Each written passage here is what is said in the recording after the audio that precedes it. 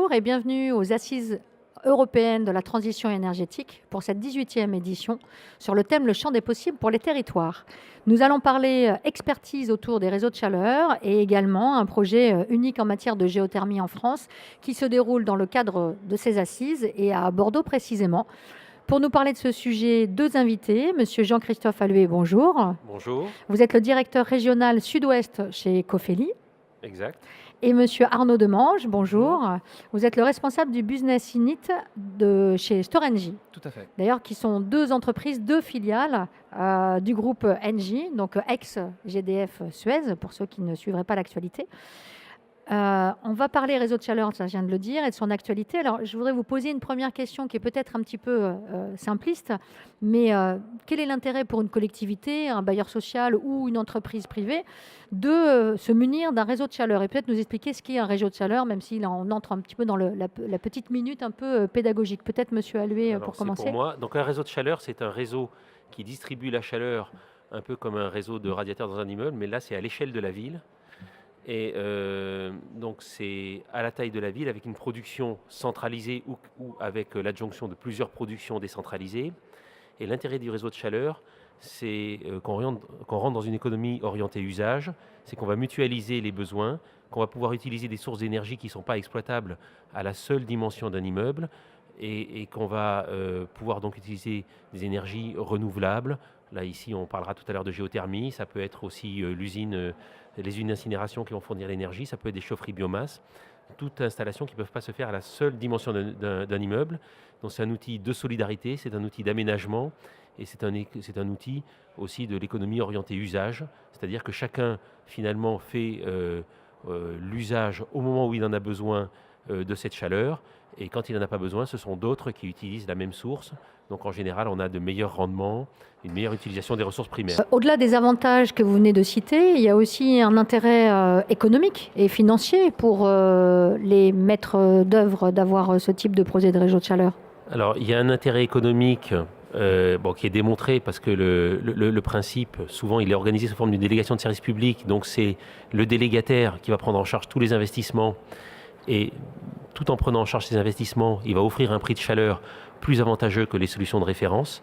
Dans tous ces projets, de toute façon, il y a un juge de paix, c'est qu'il faut que les futurs immeubles qui se raccordent, ils trouvent un intérêt économique. Donc en général, les projets sont étudiés sous l'angle économique également, de façon très forte, de façon à amener une économie immédiate aux immeubles qui vont basculer d'un système existant au réseau de chaleur.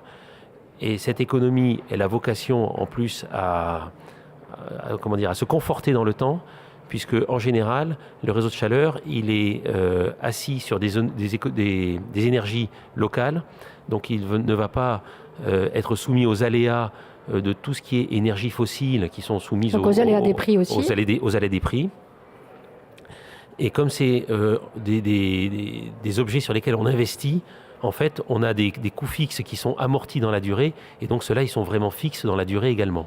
Donc l'avantage économique constaté au début, il va en s'accroissant quand le temps passe, et donc sur le long terme, c'est clairement une économie. Il se conforte avec le temps. Voilà, tout à fait. Donc c'est clairement une économie pour les copropriétés, pour les bureaux, pour les HLM qui vont se raccorder, ou pour les équipements de la ville qui vont se raccorder au réseau de chaleur. Alors c'est une source d'énergie qui revient à la mode, on peut dire ça comme ça. C'est une sorte de renaissance. Alors, Monsieur Allué, et puis après, peut-être Monsieur Demange aussi sur ce point-là. Oui. Alors, historiquement, le réseau de chaleur, ça a été plutôt un outil de l'économie administrée. Alors, c'est pas récent parce qu'à Pompéi, il y avait déjà un réseau de chaleur. Donc, c'est vraiment pas récent. Et puis, en marge des usines aux États-Unis, vers le milieu du 19e siècle, les réseaux de chaleur ont été vraiment lancés de façon industrielle. Historiquement, c'était plutôt un outil de l'économie administrée. On en trouve beaucoup dans les pays d'Europe centrale. C'était un système unique pour traiter de façon équitable tous les utilisateurs du projet. Et puis avec tout le Grenelle de l'environnement, puis les lois sur la transition énergétique, l'État a souhaité soutenir les réseaux de chaleur et d'une part de marché constitue actuellement autour de 5 ou 6% de la chaleur distribuée en France. Il est envisagé à peu près un triplement à l'horizon, je crois, de 2030 de la part des réseaux de chaleur. Donc c'est pour ça que cette politique de soutien aux réseaux de chaleur et de développement des réseaux de chaleur est amenée à se poursuivre. Et d'ailleurs, malgré les difficultés, on va dire, de l'État français aujourd'hui qui compte ses sous, il y a un sujet sur lequel il n'envisage pas de remettre en cause les politiques de soutien, c'est bien le réseau de chaleur et le développement de la chaleur renouvelable. Monsieur Demange. Ce qui est certain, c'est qu'au-delà des réseaux de chaleur, effectivement, comme l'a souligné Jean-Christophe, ce que l'on voit, c'est une résurgence aussi et un retour sur le sujet de la géothermie, en fait, qui avait été développé en France il y a historiquement sur le bassin parisien, puisque c'est un sous-sol qui est plus maîtrisé et connu. Et il y avait eu tout un processus de développement fin des années 70, début 80, en fait, simplement quand il y avait eu des crises pétrolières et qu'il y avait eu une forte augmentation du coût des matières premières. Après, ça a un petit peu disparu pendant une période, et depuis, je dirais, la fin des années 2000, et on voit que ce mouvement s'accélère. Il y a un retour vers cette source d'énergie. Là aussi, c'est parce que c'est totalement dans le mouvement de la transition énergétique. Et puis, ça permet aussi à une filière aujourd'hui qui est un peu en difficulté, qui est la filière pétrole, oil and gas, finalement, qui utilise les mêmes compétences pour la géothermie, finalement de se reconvertir. C'est un petit peu le mouvement aussi au sein d'une partie du groupe Engie, notamment Storengy. Ça permet de se reconvertir vers de nouvelles activités qui, elles, s'inscrivent pleinement dans ce mouvement de la transition énergétique. C'est une bonne transition, ce que vous dites aussi, pas énergétique, mais une transition tout court, par rapport à ce que j'évoquais au début là, de notre rencontre, sur, vous venez de signer dans le cadre des assises, enfin, c'est pas une convention, mais un partenariat, enfin officialisé en tout cas un partenariat, pour un réseau de chaleur donc, qui n'est pas dans l'Île-de-France, mais qui est à Bordeaux, qui va voir le jour dans quelques années. Est-ce que vous pourriez nous en dire un peu plus, d'autant plus qu'il est assez unique en France, techniquement. Donc, est-ce que vous pourriez nous détailler ça, Monsieur Demange ? Alors, il est unique parce qu'il est significatif. C'est le développement, en fait, et il va accompagner le développement ou la réhabilitation d'un certain nombre de quartiers à Bordeaux. Sur la rive droite de Bordeaux. Sur la rive droite de Bordeaux, donc les quartiers notamment Brazza, Niel, Eiffel et Garonne. Qui sont des quartiers qui n'existent pas encore, des quartiers, enfin certains oui, mais d'autres qui sont des quartiers en devenir, en construction. Je dirais qu'aujourd'hui ils sont dans une situation un petit peu certains éléments sont un peu en friche industrielle, et certains effectivement sont réhabilités, donc il va y avoir la construction de 28 000 logements, donc il va fournir l'équivalent de 28 000 logements ce nouveau réseau, donc c'est un projet très significatif. Et puis il a une particularité et il est très regardé, s'il constitue une première en France, et même très honnêtement je pense que c'est une première dans le monde. On va aller explorer effectivement très profond. On va aller, alors ça c'est pas forcément la nouveauté qu'on a très profond, mais on va aller explorer un environnement qui n'est pas connu à ce jour. C'est la première fois que effectivement avec la mobilisation de Bordeaux Métropole et aussi de l'ADEME en support, on va chercher à aller voir et répondre à une question: est-ce qu'un environnement plus profond qui s'appelle le Jurassique, donc un environnement qui n'est pas connu avec l'intégralité des informations nécessaires, est-ce que effectivement on trouvera les deux éléments qui permettent d'avoir un réseau de chaleur par géothermie excessivement efficient en termes énergétiques. Il faut deux éléments pour ce couplage technique. Il faut de l'eau chaude. Donc ça, on est très confiant sur le fait qu'on va en avoir. Et puis il y a une question aujourd'hui qu'on ne peut trouver qu'une fois qu'on a foré, qui est le débit d'eau qu'on pourra remonter à 1700 mètres dans cet environnement jurassique. En quoi 1700 mètres de profondeur, vous allez chercher l'eau chaude, vous allez puiser, aller chercher l'eau chaude à 1700 mètres de profondeur, alors qu'habituellement c'est plutôt 900 mètres, c'est ça ? Ça dépend des régions. Sur la région parisienne, on peut être à peu près dans ces eaux-là aussi. Il y a des réseaux qui existent, notamment en Allemagne, qui peuvent être même à 2500, 3000 mètres. Ah oui. Donc à ce niveau-là, c'est pas forcément la prouesse technologique. Par contre, ce qui est très important, et ça a été tout le montage du dossier, c'est que si par hasard, pour une raison technique, on s'apercevait qu'il n'y a pas de potentiel à cette distance et dans ce Jurassique à 1600 mètres, il y aura tout de même un projet. On remontera à un niveau qui lui est connu, qui s'appelle le Crétacé, qui est à 900 mètres. Et donc on remontera sans surcoût, ça c'était vraiment très très important, sans surcoût additionnel pour l'ensemble des usagers. On remontera et il y aura un projet qui se fera dans une configuration un petit peu différente. Il y aura quand même de la géothermie, quoi qu'il arrive. Il y aura quand même un réseau de chaleur déjà, et un réseau de chaleur alimenté par géothermie dans tous les cas. Ce projet est très regardé. On voit qu'aujourd'hui, et c'est pas du tout anodin, il y a eu un appel à projet sur l'Île-de-France justement pour aller là aussi sur un environnement qui n'est pas connu, qui s'appelle le Trias. C'est là aussi poussé par l'ADEME, donc qui joue un rôle moteur, et tout ce projet lancé par l'ADEME, il est connecté en fait à ce qui se passera sur Bordeaux. Donc on sait qu'on est très regardé déjà en France, mais même au niveau européen. C'est vraiment une première et on est très heureux de s'y associer et on est très confiant. Et le calendrier, c'est quoi? C'est vous allez commencer les travaux là, cette année, 2017, ou Alors, chez une échelle plus Alors pour ce qui concerne la géothermie, on a déjà commencé à travailler en fait. Mais après, vous avez une phase relativement longue de permitting, parce que quand vous allez faire un trou basiquement à 1700 mètres de profondeur, évidemment, il y a tout un ensemble de procédures à respecter et aussi une question d'information tout simplement de l'ensemble des riverains. Donc les travaux eux-mêmes de forage se dérouleront plutôt sur 2019.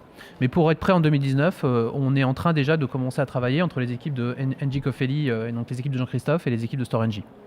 Est-ce que, c'est l'exemple de Bordeaux, est-ce que c'est révélateur de l'ouverture d'esprit et du souhait de la part des collectivités, et pas uniquement, là on dépasse évidemment Bordeaux, de faire des expérimentations, déjà de s'intéresser plus au réseau de chaleur, vous l'avez déjà abordé, en plus c'est aidé financièrement, légalement et financièrement, mais voilà, est-ce que vous sentez réellement un intérêt, pas uniquement une curiosité, un intérêt pour les réseaux de chaleur, que ce soit en géothermie avec une dimension expérimentale ou pas d'ailleurs, Monsieur Allué?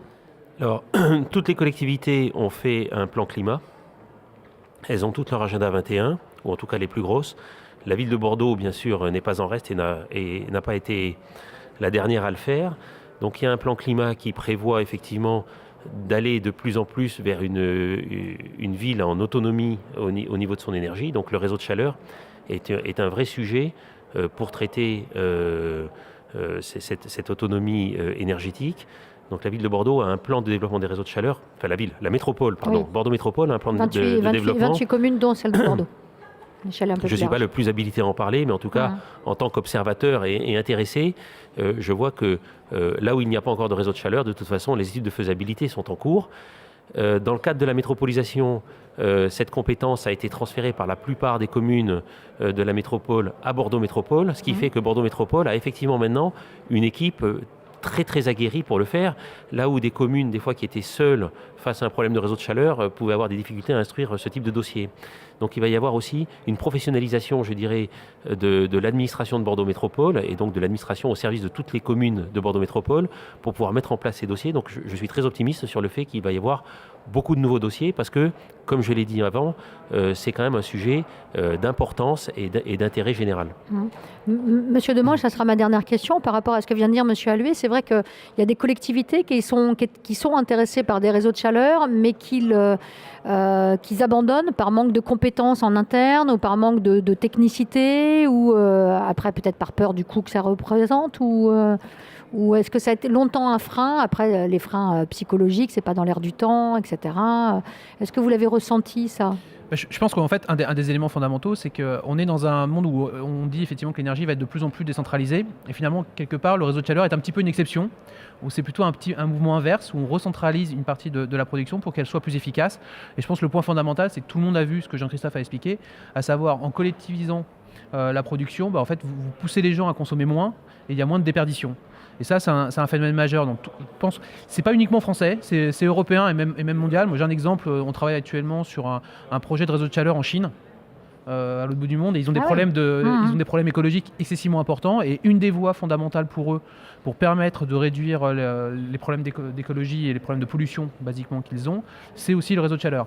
Donc, c'est un mouvement qui est français, ça c'est clair. Il y a un historique français peut-être un peu plus important d'ailleurs que dans d'autres pays. L'Europe, elle aussi, s'y met, et je dirais que le monde aussi va pousser dans le même sens. Donc effectivement, je pense que les freins technologiques ne sont pas si importants, et en tous les cas, il y a suffisamment d'industriels, notamment dans le cas de la France, il y a suffisamment d'industriels pour arriver à lever ces barrières, et surtout, c'est économique. C'est un point fondamental, mais c'est ces solutions qui sont aujourd'hui économiques et qui le seront d'autant plus demain. C'est le nerf de la guerre, souvent. C'est souvent une des conditions fondamentales à franchir. Les conditions techniques, on y arrive toujours parce que c'est notre rôle. L'important pour nous, c'est effectivement que les projets soient économiques contre des solutions qui sont moins positives en termes énergétiques. Messieurs, merci en tout cas d'avoir passé ce moment-là et nous avoir expliqué tout ça. Passez de bonnes assises. Merci également. Merci beaucoup. Au revoir. Au revoir. Au revoir.